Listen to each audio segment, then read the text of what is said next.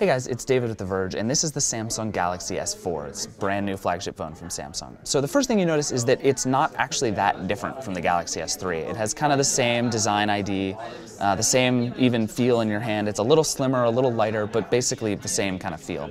There are a bunch of things that are different though. The screen is bigger. It's a 5-inch 1080p Super AMOLED display, and it has a pentile pixel layout, which we don't love, but the screen looks great, and it's super high res and really shouldn't cause any problems. It's also more powerful than ever. It has the Exynos 5 processor, and either comes with that or a Qualcomm chip, depending on the region you're in. It comes with 16, 32, or 64 gigs of internal storage, plus a micro SD slot. And it's coming with Android 4.2.2 Jelly Bean, which is the latest version of Android, and not a lot of phones launch with that, which is pretty exciting. Samsung's trying to do a lot of crazy software things, and they really need power to pull it off. So one of the big things Samsung talked about is the camera. There's a 13 megapixel camera on the back of the phone, and a 2 megapixel camera on the front, and that allows them to do a lot of different things. One is this dual shot mode, where you can actually see the front and rear cameras at the same time. And they brought some of the Galaxy camera modes to this device as well. So it's definitely their most powerful camera ever. We'll have to test it out more to see how it actually does.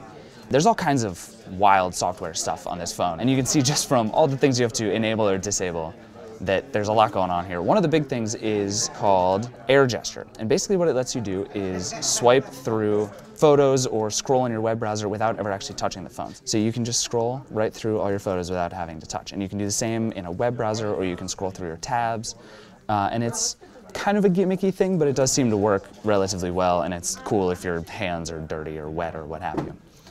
There's also Air View, which I think is even cooler. So in the browser, without actually touching the screen, you just sort of hover over it, and then you can pick what you want to see.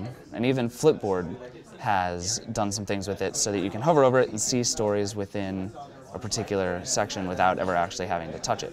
One of the biggest things, and sort of the most surprising from Samsung, is S Health. They love putting S in front of things, and they're basically trying to replace Fitbit and the Fuel Band and all these different things. So there's a pedometer and a temperature and humidity gauge inside this phone, and it'll actually track your steps as you walk, or it'll track your heart rate via a device that works with Bluetooth, or it'll track the temperature and humidity, and it'll tell you all these things about kind of how you're doing over time. You can see, you know, we're in kind of an ugly hotel room, so the surroundings are poor, and you can track the food that you're eating, and all this different stuff. So it's all built into here, and they're selling some add-on accessories as well.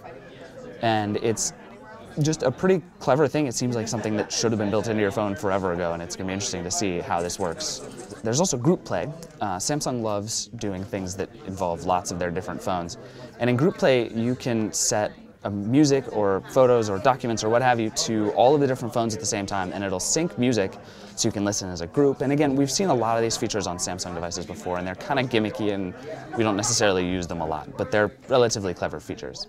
So there's also an IR blaster inside the device, which lets you use this to control your TV and your whole home theater, and they use some of the same technology they've used before. They're using Peel's TV Guide, so you can see kind of what's on TV and flip through and use it to actually control your set-top box. And there's on-demand content and all this stuff that you can watch on your phone and then push straight to your TV. It's kind of approximating AirPlay plus a bunch of extra TV Guide functionality, and it's pretty cool on other devices and is a smart thing to have here. So that's really it. This phone's going to be out on all 4 major US carriers in the second quarter of this year.